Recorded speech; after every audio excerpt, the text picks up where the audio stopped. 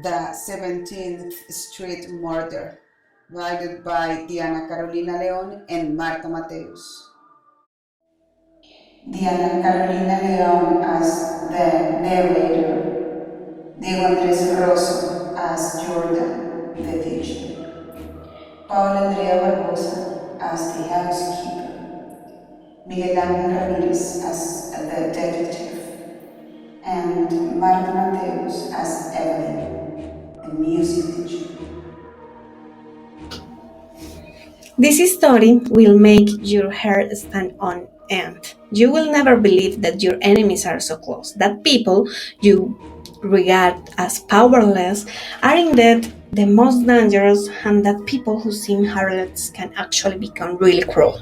This story takes place in a popular neighborhood in Bogota in a large and old house in downtown. The characters live amidst the dust, the nightlife, and the cold in a neighborhood that hides many stories and many tears, but also some laughter in the midst of the cold architectural designs of the city's most emblematic buildings.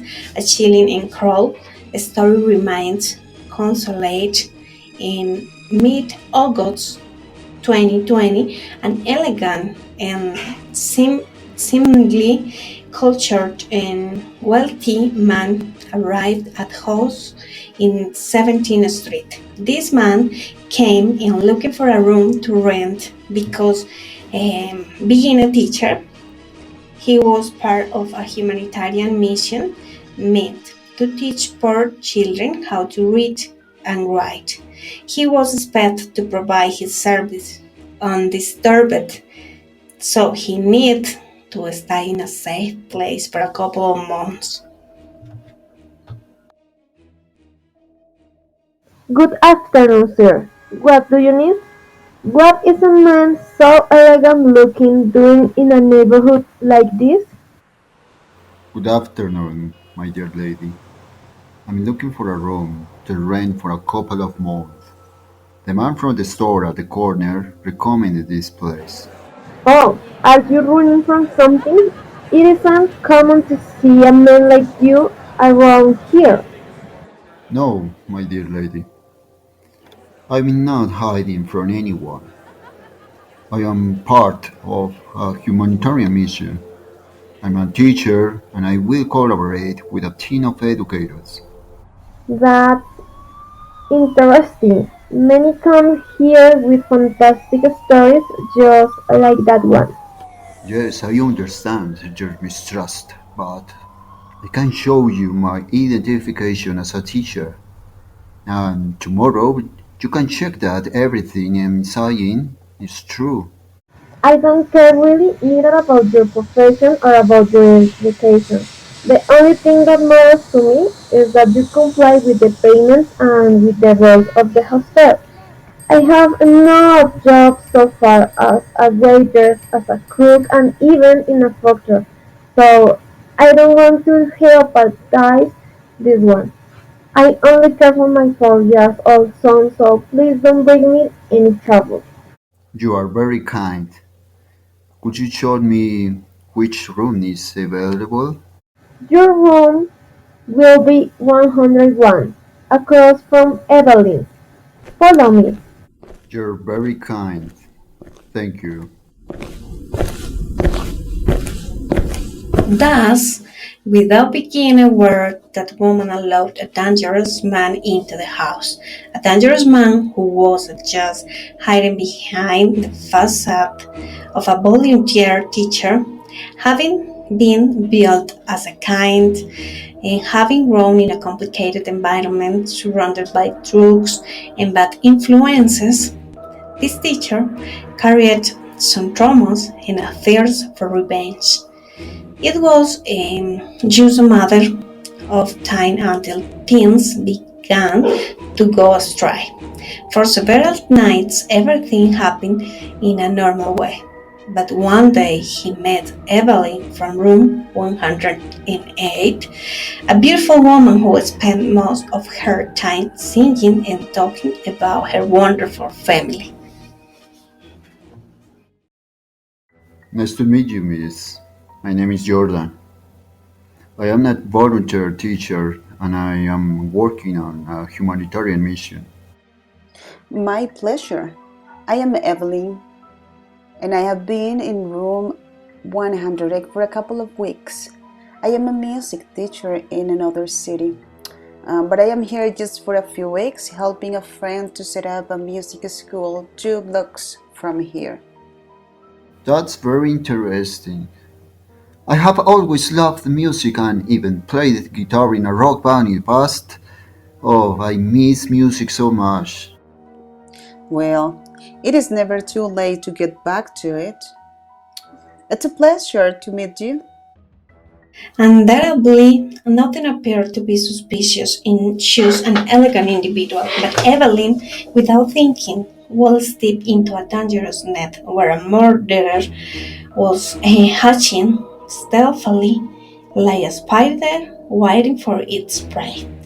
That same night, Jordan, clearly the murderer in this story, went to look for her girl at the music school. I didn't think I will see you again so soon. What brings you here? I was a bit bored, and I remembered that you mentioned it about the musical school, and I decided to come and ask you to give me some music lessons so that I came back on track with my guitar. That's okay. I'll be busy here for 2 more hours, but I can help you out after that. Sounds like a plan? Sure thing. See you later at the hostel. Later that day, Evelyn thought a few things to the teacher in the next few days, gave him a couple of more lessons without realizing that she was falling into the trap of a hunting wolf. This man earned everyone's trust. They considered him an angel and a savior in a world where hope was luxury. One day, however, something unexpected happened. All the love and wonder ended in a second as uncertainty and despair settled at the hostel. One morning, the housekeeper noticed a strange smell. She remembered that she had not seen Evelyn for quite a few days, so she decided to open her room's door.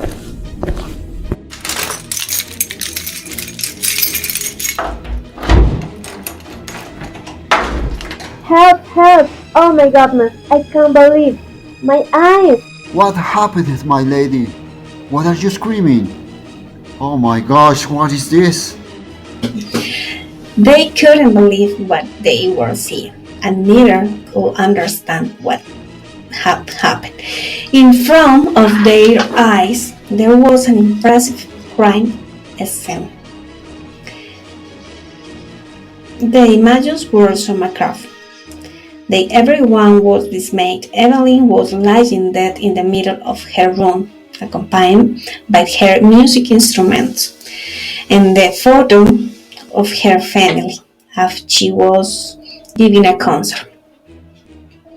Clearly, she had fought with all her strength, but someone had killed her in cold blood, and then had decorated the crime scene as a musical scene. They immediately called a detective who lived in the same building. I can't believe what I am seeing. Someone with a lot of imagination committed this crime. He's an artist of crime, even if that sounds cruel. We must review each detail here. I will take as many photos as I can and review each of the details before the police arrive. Believe me, I will soon find out who did this, and I'll make that person pay for it. I am sure he or she left a lot of clues. Mrs., Do you know which whom had she been in contact recently? What was her job? She had been living here for almost 2 weeks. She was very calm, and as far as I know, she didn't have any enemies. The last week she was teaching music to the teacher from room 101. They realized that Jordan, the teacher, was no longer there. They shared the room, the building, but there was no longer a trace of him. I think that everything is more than obvious. There are no doubts about who committed this crime.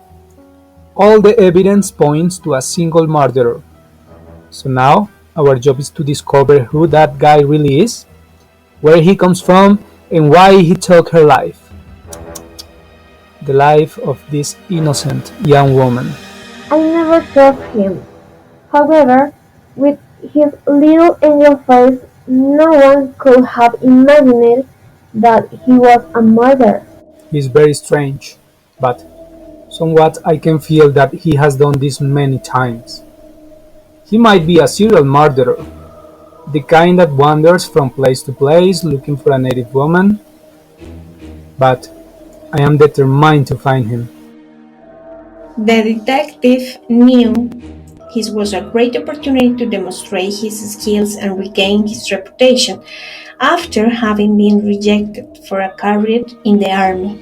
Sadly, however, the whereabouts of the murdered teacher are still unknown. Both the police and the detective are looking for him.